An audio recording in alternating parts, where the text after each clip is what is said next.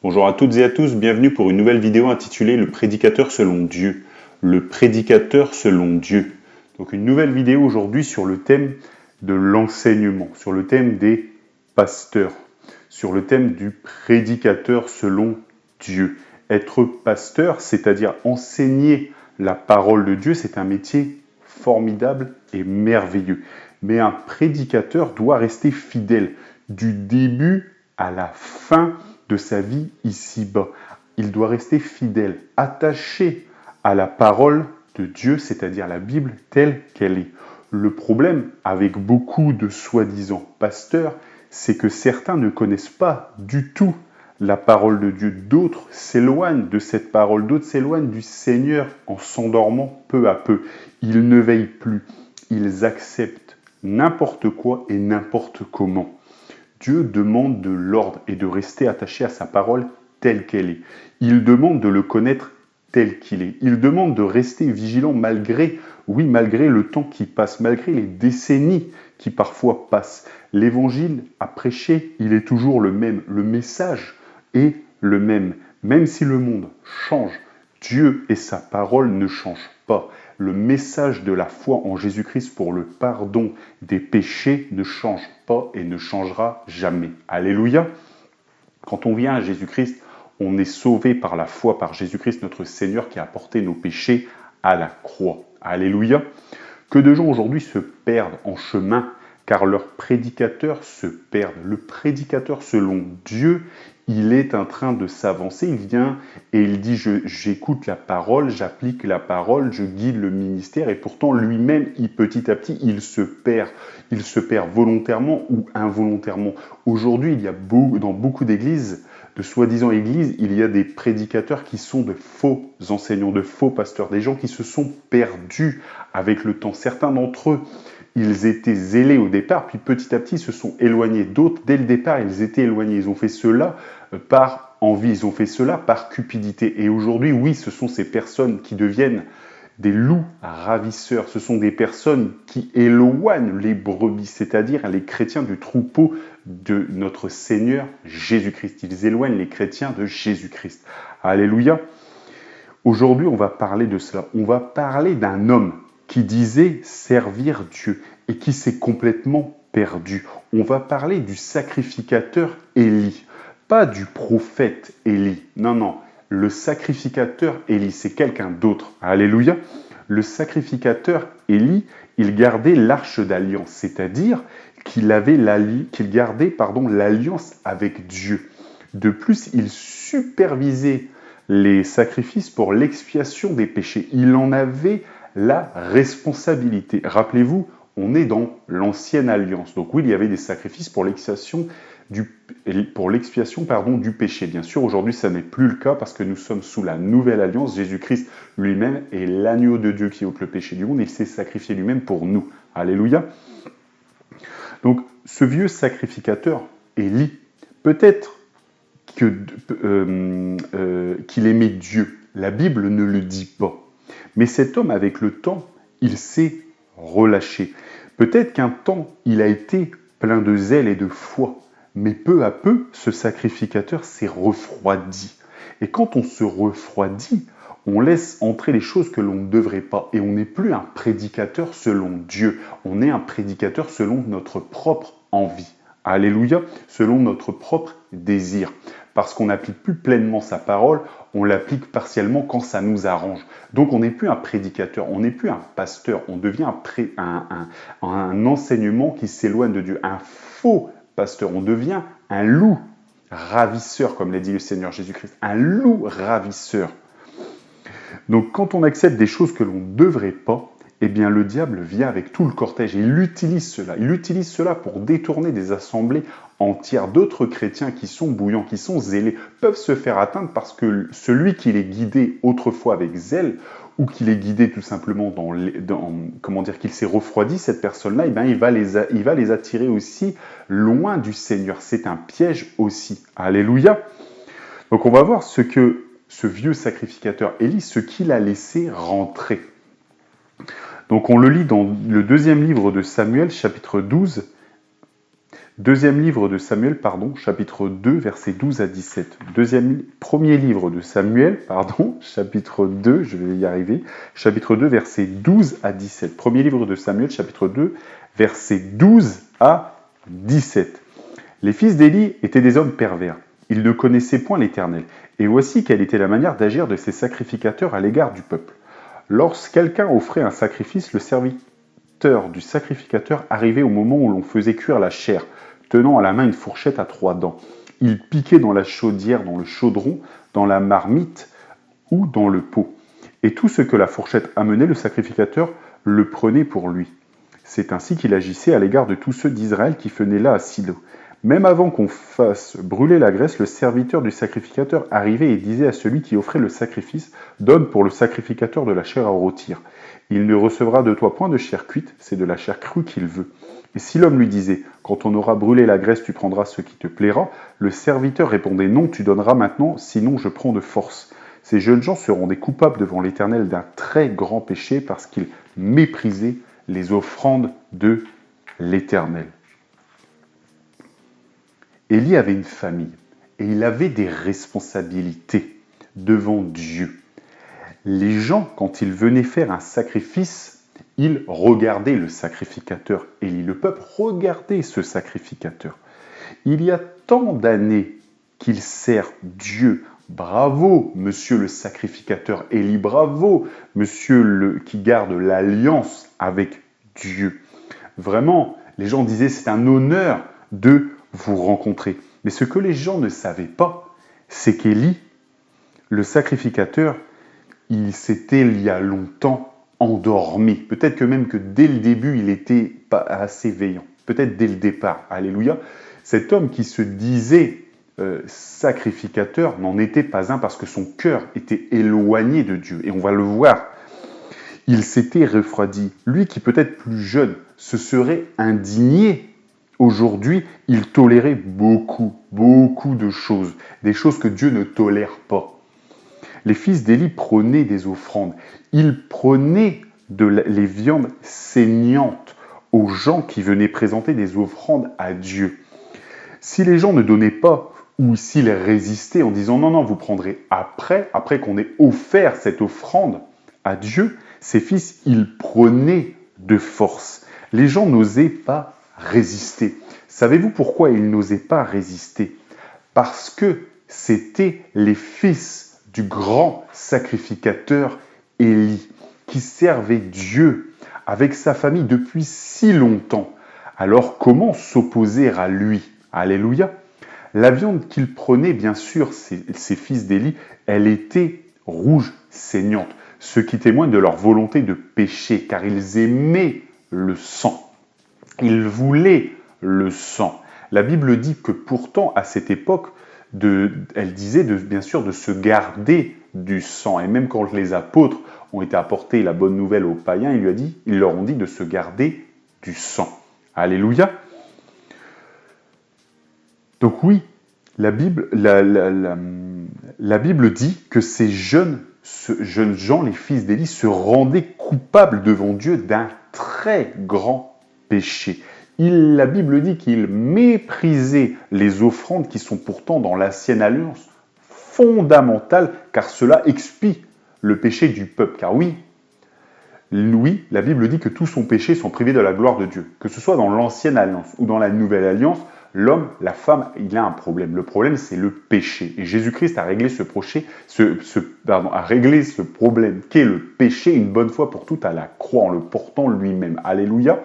Mais sous l'ancienne alliance, il y avait des sacrifices. Et ces sacrifices expiaient le péché. Dieu a donné à Moïse l'alliance, il a donné l'arche d'alliance. Et le sacrificateur, il était garant de cette alliance. Il était garant que ces sacrifices devaient bien se passer. Alléluia. Et le père, donc le sacrificateur Élie, il a su cela. Il a su ce que faisaient ses fils. On le voit, donc premier livre de Samuel, chapitre 2, cette fois-ci, versets 23 à 25. 23 à 25. Il leur dit, donc ça c'est le sacrificateur Élie qui parle. Pourquoi faites-vous de telles choses? car j'apprends de tout le peuple vos mauvaises actions. Non, mes enfants, ce que j'entends dire n'est pas bon. Vous faites pécher le peuple de l'Éternel. Si un homme pêche contre un autre homme, Dieu le jugera, mais s'il pêche contre l'Éternel, qui intercédera pour lui? Et ils n'écoutèrent point la voix de leur père, car l'Éternel voulait les faire mourir. Alléluia. Ils prenaient de la viande, ses fils. Ils couchaient même avec des femmes dans l'impudicité, c'est-à-dire hors mariage, quand les personnes venaient amener des sacrifices. Et tout ça devant l'arche d'alliance. Élie, le sacrificateur, il était le gardien spirituel de l'ancienne alliance, du respect de Dieu, de la connaissance de Dieu. Il en était le garant. Il était ce qu'on appelle aujourd'hui un pasteur, un prédicateur, c'est-à-dire un guide pour le peuple de Dieu, pour connaître et comprendre sa volonté, sa parole. Élie, le sacrificateur, il a oublié cela avec le temps. Il a oublié qu'il était une sentinelle et qu'il devait rester ferme dans les voies de Dieu. Élie, le sacrificateur, il a essayé de reprendre ses fils, mais il va les reprendre mollement. Il les reprend mollement et il leur dit « c'est pas bien, ne faites pas ça ». Il savait que c'était pas bien, ces jeunes, ces enfants le savaient, ses fils le savaient, mais le sacrificateur, il aurait dû se battre pour eux et prier Dieu de les faire arrêter. Il aurait dû se lever lorsque les gens venaient présenter les offrandes pour repousser ses enfants, quand ses enfants venaient prendre de la viande. Il aurait dû se battre pour que l'ancienne alliance se déroule correctement, en ne servant pas Dieu, en ne remplissant pas son rôle de prédicateur, de gardien de la parole de Dieu et de sa volonté. Il a condamné sa famille. Alléluia, c'est tellement triste. Il aurait pu les sauver. Il aurait pu aussi se sauver lui-même en s'opposant puissamment à cela, mais il ne l'a pas fait. Il a juste dit à ses enfants, ça n'est pas bien. Alléluia. Élie, le sacrificateur, c'est un prédicateur, c'est le gardien de la parole de Dieu, de sa volonté, qui s'endort. Il était peut-être bouillant à l'époque, mais aujourd'hui il s'endort, il s'éloigne de Dieu. C'est celui qui sèche spirituellement. Il a repris ses fils, c'est vrai, mais ils ne l'ont pas écouté. Même s'ils ne l'écoutent pas, les femmes avec qui ses fils couchaient, ils l'auraient écouté quand le sacrificateur Élie aurait dit non, cela ne se produira plus. Mon frère, ma sœur, peut-être tout le monde n'écoute pas dans ta famille la voix de Dieu, mais tu dois te battre pour le respect de la parole de Dieu. Bats-toi pour le salut de ta famille. Élie, le sacrificateur, il aurait pu s'interposer et prier pour que ses fils arrêtent, mais il n'a pas vraiment essayé. Il n'a pas lutté quand ses fils n'ont pas écouté. Il s'est couché dès la première résistance de ses fils. Il est sur le long du chemin. Et dès que vient une tribulation, il recule, il s'en va. Alléluia. Mais pour s'en aller où? Pour fuir. Comment fuir devant Dieu? Alléluia. Le seul endroit loin de Dieu, c'est le lieu de tourment, l'enfer éternel. Alors approchons-nous de Dieu et ne nous éloignons pas de ses voies. Et Dieu a jugé le sacrificateur Élie. Quel dommage! Mon cœur vraiment se serre à cette pensée. Lui qui avait servi Dieu pendant tant d'années, il n'avait pas failli. Mais là, quand est venu les problèmes, petit à petit, il s'est endormi, il a séché et il n'a pas lutté. Et Dieu l'a jugé. Vraiment, c'est vraiment dommage. Il ne s'est pas repenti. Il n'est pas revenu vers Dieu. Il ne s'est pas dit, quand j'ai vu ce que mes fils ont fait, quand j'ai vu que j'ai laissé faire, le peuple me regarde, le peuple me considère. Donc si j'aurais intervenu, le peuple aurait été de mon côté. Et ensemble, on aurait repris mes enfants pour ma vie et pour la leur aussi. Alléluia. Mais Dieu qui use, il a vraiment utilisé d'un temps de patience envers Élie. Mais finalement, Dieu, voyant que cela ne change pas, il l'a finalement jugé. Dieu a endurci le cœur de ses enfants pour qu'ils ne l'écoutent pas. Mais si le sacrificateur aimait Dieu et ses enfants sincèrement, il aurait persévéré encore et encore. Il aurait chassé les femmes. Il aurait dit aux gens, non, non, vous présentez l'offrande. Il aurait chassé ses enfants qui voulaient piquer. Il se serait battu. Alléluia. Et Dieu l'aurait aidé. Dieu l'aurait fait triompher parce que mon frère, ma sœur, celui qui sert Dieu, celui qui reste fidèle à sa parole, le pasteur sincère qui enseigne sa parole, qui se bat, qui garde l'alliance, Dieu vole à son secours et Dieu vole au secours de son assemblée au nom de Jésus-Christ. Mais Dieu veut voir, mon frère, ma sœur, si le prédicateur reste fidèle. Il veut voir si son assemblée reste fidèle à son prédicateur fidèle. Alléluia, c'est comme ça que cela marche. Mais si le prédicateur est perdu, alors l'assemblée, elle aussi, peut se perdre. Alléluia. Et Dieu ici a jugé le prédicateur, a jugé le sacrificateur Élie. Et le sacrificateur Élie, il a renoncé. Il a renoncé aux voies de Dieu. Il a renoncé à être guide pour le peuple. Le renoncement. Il n'y a rien de plus terrible pour un prédicateur que le renoncement. Quand on laisse entrer quelque chose de mauvais, quelque chose qui vient du diable, un enseignement qui vient des démons, alors il y a une certaine forme de renoncement qui commence. Et là, il faut retourner dans la parole pure et dure du Seigneur. Alléluia.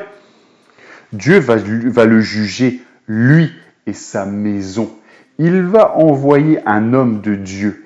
Élie, le sacrificateur, devrait être l'homme de Dieu qui garde l'alliance, mais la Bible dit que c'est un homme de Dieu qui vient vers lui et qui va lui parler. Dieu utilise un autre homme que le sacrificateur Élie, pourtant qui garde son alliance, pour aller lui parler. Cela montre à quel point Dieu s'est détourné du sacrificateur Élie. Ça montre à quel point il s'est éloigné parce que le sacrificateur Élie n'a pas gardé sa parole.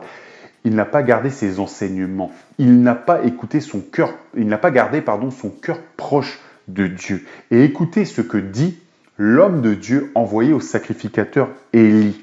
Donc toujours premier livre de Samuel, chapitre 2, versets 27 à 31. Premier livre de Samuel, chapitre 2, versets 27 à 31. Un homme de Dieu vint auprès d'Élie et lui dit, « Ainsi parle l'Éternel. » Ainsi parle l'Éternel. Vous voyez, vraiment, Dieu l'envoie. « Ne me suis-je pas révélé à la maison de ton père lorsqu'ils étaient en Égypte, dans la maison de Pharaon? Je l'ai choisi parmi toutes les tribus d'Israël pour être à mon service dans le sacerdoce, pour monter à mon autel, pour brûler le parfum, pour porter l'éphod devant moi. Et j'ai donné à la maison de ton père tous les sacrifices consumés par le feu et offerts par les enfants d'Israël. » Donc là, bien sûr, Dieu parle de la tribu de Lévi parce que le sacrificateur Élie était issu de la tribu de Lévi. Donc vraiment les fils d'Aaron. Alléluia. Donc pourquoi foulez-vous aux pieds mes sacrifices et mes offrandes que j'ai ordonné de faire dans ma demeure? Et d'où vient que tu honores tes fils plus que moi, afin de vous engraisser des prémices de toutes les offrandes d'Israël, mon peuple? C'est pourquoi voici ce que dit l'Éternel, le Dieu d'Israël. J'avais déclaré que ta maison et la maison de ton père marcheraient devant moi à perpétuité.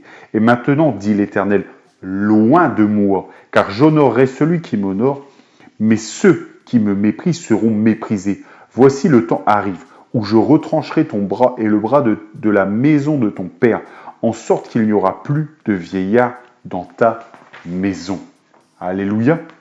Dieu va les juger. Dieu envoie un homme de Dieu expliquer à le sacrificateur Élie, celui qui garde l'alliance avec Dieu, il va lui dire, voici ce qui va arriver. Tu me méprises. Dans les offrandes, tu me méprises. Vous me méprisez. Et vous voyez, Dieu, il va retirer d'Élie et de sa maison le sacerdoce.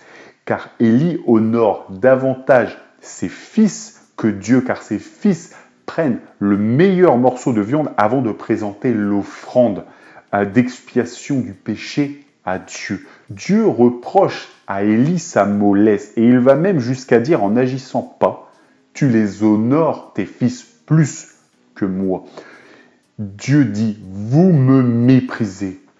Vous me méprisez. Et Dieu va faire voler l'arche d'alliance par l'ennemi lors d'une bataille. Et toute la famille d'Élie, du sacrificateur Élie, va sombrer vers la mort. Sauf un fils. Mais il était déjà mort spirituellement depuis bien longtemps parce qu'un père n'a pas veillé sur sa famille. Un serviteur de Dieu a laissé faire des choses qu'il n'aurait jamais dû faire.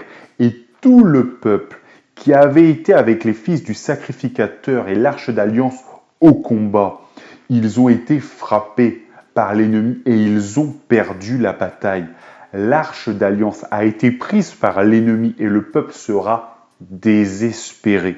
Quand un homme de Dieu, un prédicateur de Dieu tombe, les dommages sont très grands. Premièrement pour lui, deuxièmement pour sa famille, mais aussi pour tout le peuple de Dieu qui le suit. Alléluia.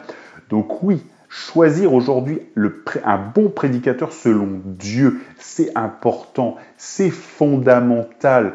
Parce que mon frère, ma soeur, quand tu vas à l'église, quand tu entends quelqu'un qui prêche, qui te parle de Dieu, c'est important parce que tu l'écoutes, parce qu'en quelque sorte, Dieu l'utilise pour te guider. Alléluia. Mais si cette personne n'est pas guidée par Dieu, si cette personne ne parle pas de la parole, si cette personne, elle est molle, si cette personne, elle laisse rentrer des enseignements de démons, alors oui, Dieu peut finir par juger cette personne et tu peux laisser entrer des choses qui sont mauvaises. Alléluia.